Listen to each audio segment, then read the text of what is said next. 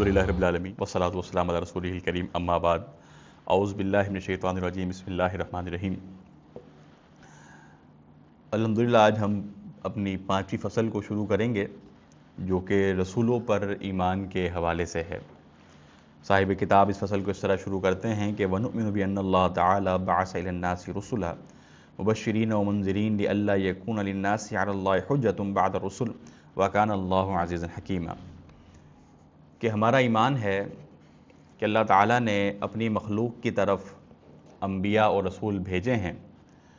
اور ان انبیاء اور رسولوں کے بھیجنے کی جو حکمت اللہ تعالیٰ نے جو آگے آیت میں ذکر کی ہے کہ یہ پیغمبران خوشخبری دینے والے اور ڈرانے والے بنا کر بھیجے گئے تاکہ رسولوں کے آنے کے بعد لوگوں کے پاس اللہ کے مقابلے میں کوئی حجت باقی نہ رہے، کوئی حجت کوئی دلیل وہ باقی نہ رہے۔ اللہ تعالیٰ غالب اور حکمت والا ہے۔ اللہ تعالیٰ نے انبیاء کرام کو ہدایت کے لیے بھیج کر اپنی حجت کو پورا کر دیا ہے۔ ایسا نہیں ہے کہ روز قیامت جب اللہ تعالیٰ کے حضور حساب کتاب ہو تو انسان کہے کہ مجھ تک تو دعوت نہیں پہنچی تھی، مجھ تک تو معاملہ نہیں پہنچا تھا۔ تو بات یہ ہے کہ اللہ تعالیٰ نے اس حجت کو تمام کر دیا کہ اللہ تعالیٰ نے اپنے پیغمبران کو لوگوں تک بھیج کر اپنی تعلیمات کو ان پر واضح فرما دیا۔ اچھا، اسی طرح وَنُؤْمِنُ بِأَنَّ أَوَّلَهُمْ نُوحٌ وَآخِرَهُمْ مُحَمَّدٌ صلی اللہ علیہ وسلم، کہ بات یہ ہے کہ رسولوں کے اندر پہلے رسول سیدنا نوح علیہ السلام اور سب سے آخری محمد مصطفیٰ صلی اللہ علیہ وآلہ وسلم ہیں۔ جس طرح سورہ نساء میں اللہ تعالیٰ کا فرمان اِنَّا أَوْحَيْنَا إِلَيْكَ كَمَا أَوْحَيْنَا إِلَى نُوحٍ وَالنَّبِيِّينَ مِن بَعْدِ، کہ بات یہ ہے کہ ہم نے وحی کیا آپ کی طرف جس طرح ہم نے آپ سے پہلے نوح علیہ السلام اور ان کے بعد والے پیغمبران پر وحی کی تھی۔ اور آپ علیہ السلام کے متعلق تو بڑا سورہ احزاب کی بڑی معروف آیت جو عموماً ہمیں یاد ہوتی ہے اور ہمیں یاد بھی کرنی چاہیے کہ ما کان محمد ابا احد من رجالکم ولکن رسول اللہ وخاتم النبیین، کہ محمد مصطفیٰ صلی اللہ علیہ وآلہ وسلم تمہارے مردوں میں سے کسی کے والد نہیں ہیں بلکہ وہ اللہ تعالیٰ کے رسول ہیں اور خاتم النبیین ہیں۔ فضیلت کی اگر ہم بات کریں تو فضیلت کے اندر سب سے اعلیٰ مقام نبی مکرم محمد مصطفیٰ صلی اللہ علیہ وآلہ وسلم کا ہے۔ اس کے بعد سیدنا ابراہیم علیہ السلام، اس کے بعد سیدنا موسیٰ علیہ السلام، پھر سیدنا نوح علیہ السلام، اور اس کے بعد سیدنا عیسیٰ بن مریم علیہ السلام کا مقام ہے۔ اور یہی وہ 5 پیغمبران ہیں جن کا بالخصوص تذکرہ اللہ تعالیٰ نے سورہ احزاب کی اس آیت کے اندر فرمایا ہے وَإِذْ أَخَذْنَا مِنَ النَّبِيِّينَ مِيثَاقَهُمْ وَمِنْكَ وَمِن نُوحٍ وَإِبْرَاهِيمَ وَمُوسَىٰ وَعِيسَىٰ ابْنِ مَرْيَمَ وَأَخَذْنَا مِنْهُمْ مِيثَاقًا غَلِيظًا، کہ بات یہ ہے کہ اور جب ہم نے تمام پیغمبران سے عہد لیا، بالخصوص آپ علیہ السلام سے، نوح علیہ السلام سے، ابراہیم علیہ السلام، موسیٰ علیہ السلام اور عیسیٰ علیہ السلام سے، اور ان سے پختہ عہد اللہ تعالیٰ نے لیا ہے۔ ہمارا یہ عقیدہ ہے کہ اللہ کے نبی کریم صلی اللہ علیہ وآلہ وسلم پر جو اللہ تعالیٰ نے شریعت نازل کی ہے، یہ شریعت مکمل ہے، بافضل شریعت ہے، اور اسی طرح جتنی بھی خوبیاں سابقہ شریعتوں کے اندر تھی یہ شریعت بفضل اللہ ان تمام خوبیوں کو سمیٹے ہوئے ہے۔ اللہ تعالیٰ نے قرآن حکیم کے اندر اس بات کو بیان کیا ہے کہ شرع لکم من الدین ما وصی بہ نوحا والذی اوحینا الیک وما وصینا بہ ابراہیم وموسیٰ وعیسیٰ ان اقیموا الدین ولا تتفرقوا فیہ، کہ بات یہ ہے کہ اس نے تمہارے لیے دین کا وہی طریقہ مقرر کیا ہے جس کا اس نے نوح کو حکم دیا تھا، اور جس کا اے محمد صلی اللہ علیہ وسلم ہم نے آپ کی طرف وحی بھیجی، اور جس کا حکم ہم نے آپ سے پہلے ابراہیم، موسیٰ اور عیسیٰ علیہ السلام کو دیا ہے۔ اور بات یہ ہے کہ دین کو قائم کرو اور اس کے اندر کسی بھی قسم کی پھوٹ نہ ڈالو۔ اسی طرح ہمارا اس بات کا ہمارے یعنی کہ عقیدہ ہے کہ جتنے بھی انبیاء کرام اللہ تعالیٰ نے بھیجے ہیں وہ سب کے سب بشر، انسان اور اللہ تعالیٰ کی مخلوق ہیں۔ ان کے اندر کسی بھی قسم کی کوئی ربوبیت والی کوئی خصلت موجود نہیں تھی کہ ہم اس طرح کا کوئی بھی عقیدہ رکھیں جس طرح ہمارے یہاں بعض گمراہ لوگ انبیاء کرام کے متعلق الوہیت اور ربوبیت والا کوئی نظریہ رکھ کر بیٹھے ہوئے ہوتے ہیں، اور ان کے متعلق یہ عقیدہ رکھتے ہیں کہ انبیاء کرام بھی کائنات میں کوئی تصرف کا حق رکھتے ہیں۔ اس طرح کی گمراہیوں سے اللہ ہم سب کو محفوظ رکھے۔ تمام انبیاء کرام مخلوق ہیں اور انسان ہیں، اور اللہ تعالیٰ نے ان کے متعلق جو قرآن حکیم کے اندر بیان فرمایا ہے، سب سے پہلے سیدنا نوح علیہ السلام کے متعلق جو قرآن میں ارشاد ہے کہ اللہ تعالیٰ کا فرمان کہ وَلَا أَقُولُ لَكُمْ عِنْدِي خَزَائِنُ اللَّهِ وَلَا أَعْلَمُ الْغَيْبَ وَلَا أَقُولُ إِنِّي مَلَكٌ، کہ بات یہ ہے کہ میرے پاس، وہ کہتے ہیں کہ میں تم سے یہ نہیں کہتا کہ میرے پاس اللہ کے خزانے ہیں، اور نہ ہی میں اس بات کا دعوے دار ہوں کہ میں غیب جانتا ہوں، اور نہ ہی میں اپنے آپ کو فرشتہ کہلواتا ہوں یا فرشتہ تسلیم کرتا ہوں۔ تو بات یہ ہے کہ انبیاء کرام نے اس بات کا انکار کیا کہ میرے پاس کوئی خزانے نہیں، غیب اللہ کی ذات جاننے والی ہے، میں غیب نہیں جانتا۔ اللہ کے نبی کریم صلی اللہ علیہ وسلم بھی اسی بات کو بیان کر رہے ہیں سورہ انعام کے اندر کہ لا اقول لکم عندی خزائن اللہ ولا اعلم الغیب ولا اقول لکم انی ملک، کہ ویسا ہی ترجمہ کہ میں تم سے یہ نہیں کہتا میرے پاس اللہ کے خزانے ہیں، اور نہ ہی میں غیب کو جاننے والا ہوں، اور نہ ہی میں تم سے یہ کہتا ہوں کہ میں فرشتہ ہوں۔ اسی طرح ایک اور مقام پر اللہ تعالیٰ کا فرمان ہے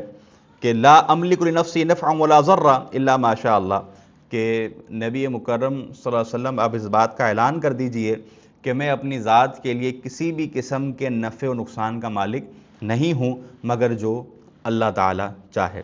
اسی طرح ایک اور مقام پر انی لا املک لکم ضرا ولا رشدا قل انی لن یجیرنی من اللہ احد ولن اجد من دونہ ملتحدا۔ اللہ اکبر۔ اے نبی کریم صلی اللہ علیہ وسلم آپ اعلان کر دیجئے کہ میں تمہارے لیے کسی نقصان کا اختیار رکھتا ہوں نہ ہی کسی بھلائی کا، اور آپ کہہ دیجئے کہ مجھے اللہ کی گرفت سے کوئی بچا نہیں سکتا، اور نہ ہی مجھے اس کے سوا کوئی جائے پناہ مل سکتی ہے۔ تو آپ علیہ السلام اس بات کا انکار کر رہے ہیں کہ میرے پاس کوئی اختیار اللہ کی طرف سے ہے، بلکہ آپ علیہ السلام اللہ کی طرف سے پیغمبر اور آپ اللہ کی طرف سے رسول ہیں۔ اسی طریقے سے ہمارا اس بات کے اوپر بھی ایمان ہے کہ انبیاء کرام اللہ تعالیٰ کے بندے ہیں جن کو اللہ تعالیٰ نے نبوت اور رسالت سے مشرف فرمایا ہے،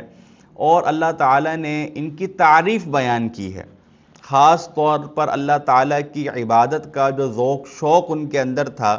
اللہ تعالیٰ نے ان کا تذکرہ فرمایا ہے اور اللہ تعالیٰ نے ان کی تعریف بیان کی ہے۔ جس طرح پہلے سیدنا نوح علیہ السلام کے متعلق جو اللہ تعالیٰ نے قرآن میں فرمایا ہے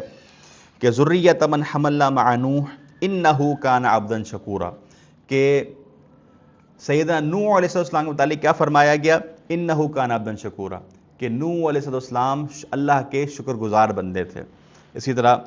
آپ علیہ السلام محمد مصطفیٰ صلی اللہ علیہ وسلم کے متعلق کیا بات بیان کی گئی ہے کہ تبارک الذی نزل الفرقان علی عبدہ لیکون للعالمین نذیرا، کہ بابرکت ہے وہ ذات جس نے قرآن کو نازل کیا اپنے بندے پر تاکہ وہ تمام جہاں والوں کے لیے ڈرانے والا بن جائے۔ اس طرح دیگر انبیاء کرام کی خصوصیات اللہ تعالیٰ نے قرآن حکیم کے اندر بیان کی ہیں، جیسے صاحب کتاب نے چند مثالیں ذکر کی ہیں، جس طرح ابراہیم علیہ السلام، اسحاق علیہ السلام، یعقوب علیہ السلام کے متعلق کیا فرمایا کہ اولی الایدی والابصار، کہ یہ انبیاء کرام اہل قوت اور اصحاب نظر تھے۔ اسی طرح سیدنا داؤد علیہ السلام کے متعلق کیا فرمایا کہ ذل عید انہ اواب، کہ بات یہ ہے کہ داؤد علیہ السلام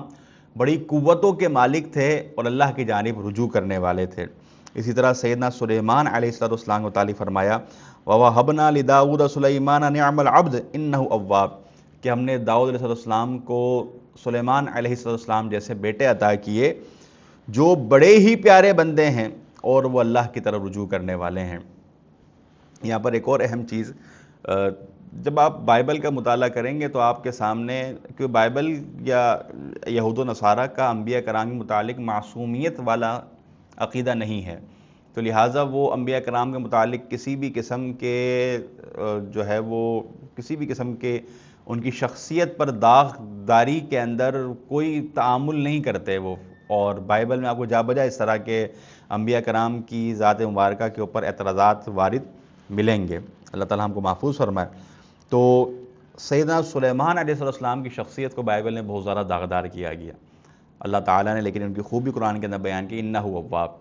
کہ وہ اللہ کی طرف رجوع کرنے والے تھے. تو قرآن حکیم جو مہیمن ہے، جو نگہبان ہے، وہ اس انداز کے اندر ہے کہ جو بھی ایک برائیاں ان کتابوں کے اندر موجود ہیں، قرآن حکیم نے ان اعتراضات کا جو ہے جواب اس انداز کے اندر دیا کہ انبیاء کرام کی خوبیوں کو واضح کیا ہے، اور کوئی اس کے اندر بات کمزور قسم کی تھی، قرآن نے اس کو واضح طور پہ ذکر کیا اور انبیاء کرام کے کردار کو نہایت اجلا اور بہترین ثابت کر کے دکھلایا ہے. تو بات یہ کہ انہ اواب، و نہایت اللہ کی جانب رجوع کرنے والے تھے. اسی طرح سیدنا عیسیٰ علیہ السلام کے متعلق فرمایا ان هو الا عبد انعمنا علیہ وجعلناہ مثلا لبنی اسرائیل، کہ بات یہ ہے کہ وہ ہمارے ایسے بندے تھے جن پر ہم نے انعام کیا، اور وہ بنی اسرائیل کے لیے اللہ تعالیٰ کی طرف سے ایک قدرت اور ایک نمونہ تھے.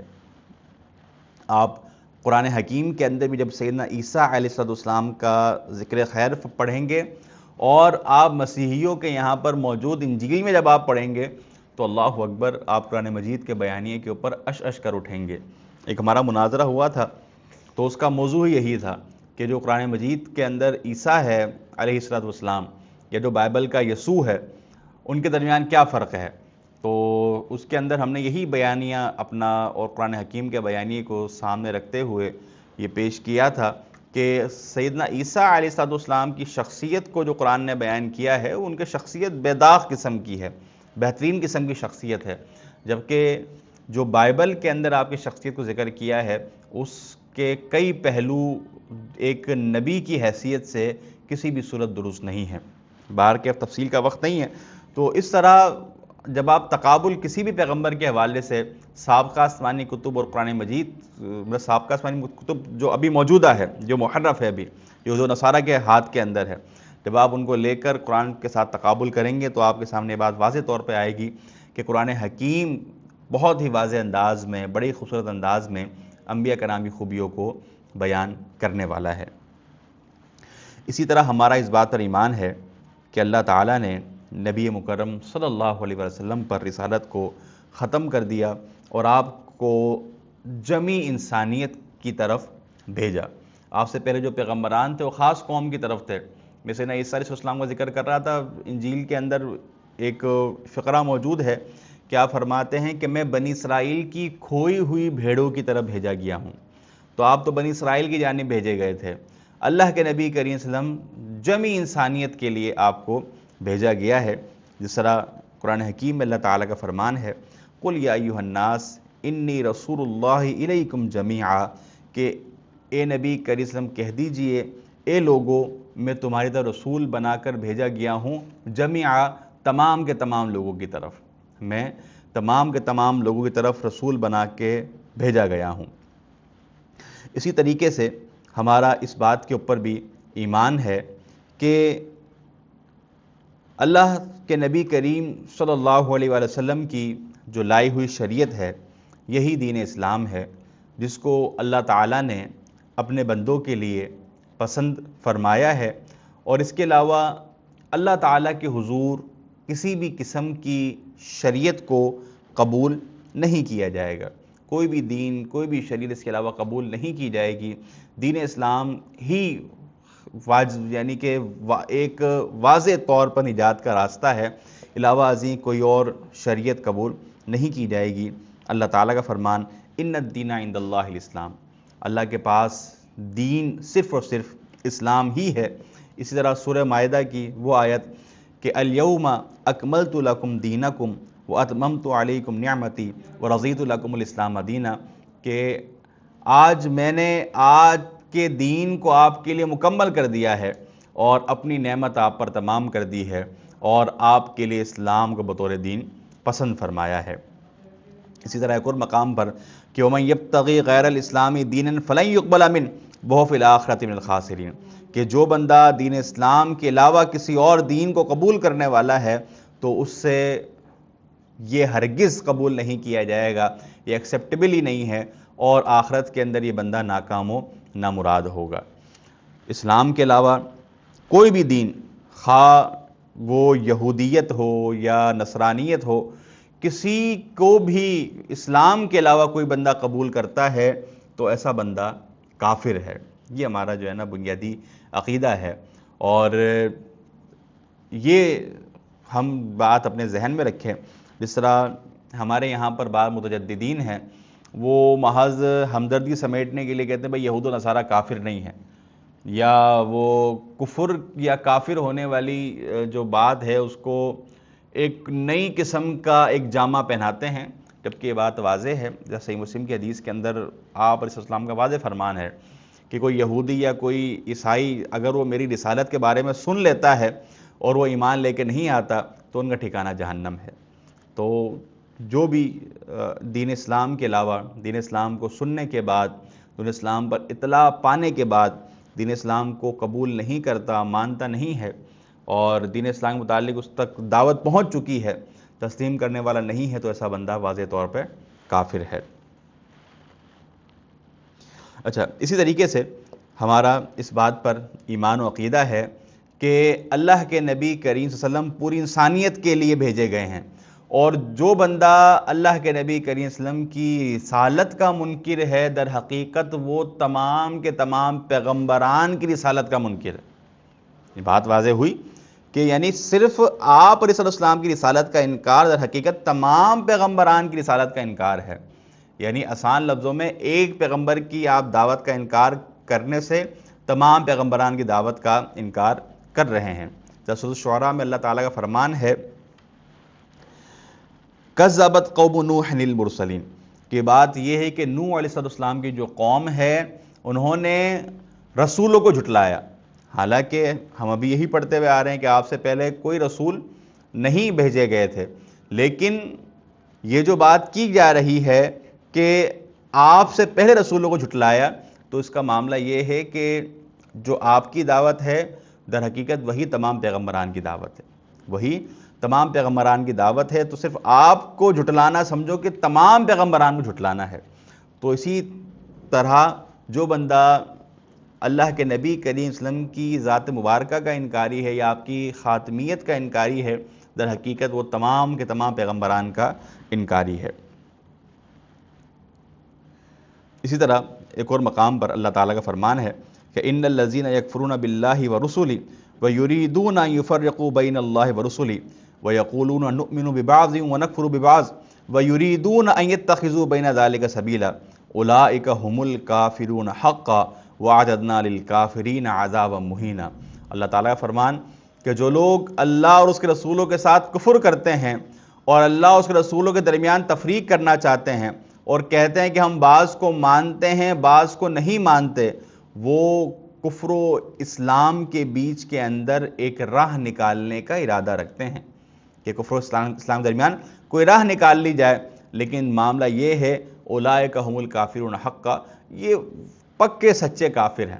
یہ پکے کافر ہیں، اور اللہ تعالیٰ نے کافروں کے لیے بڑا ہی رسوا کر دینے والا عذاب تیار کر رکھا ہے۔ ہمارا اس بات پر ایمان ہے کہ اللہ کے نبی کریم صلی اللہ علیہ وسلم کے بعد کوئی پیغمبر، کوئی رسول، کوئی نبی نہیں آئے گا، اور جو بھی آپ کے بعد نبوت کا دعویٰ کرتا ہے وہ قرآن و سنت کو، مسلمانوں کے اجماع کو جھٹلانے والا ہے، اور وہ پکا کافر ہے، وہ پکا کافر ہے۔ تو لہٰذا اس کے اندر کوئی بلا شبہ معاملہ نہیں ہے کہ جو ہمارے یہاں پر آپ صلی اللہ علیہ وسلم کے بعد کئی جھوٹے نبی پیدا ہوئے۔ ہمارے یہاں جو 100 سال پہلے، کیونکہ جب انگریز یہاں پر آئے ہیں 1857 کا جنگ آزادی کا معاملہ ہے، اس کے بعد انہوں نے کئی فتنے اس امت کے اندر ڈالنے کی کوشش کی۔ مستشرقین کا فتنہ ہے، دیگر کئی متجددین کا فتنہ ہے،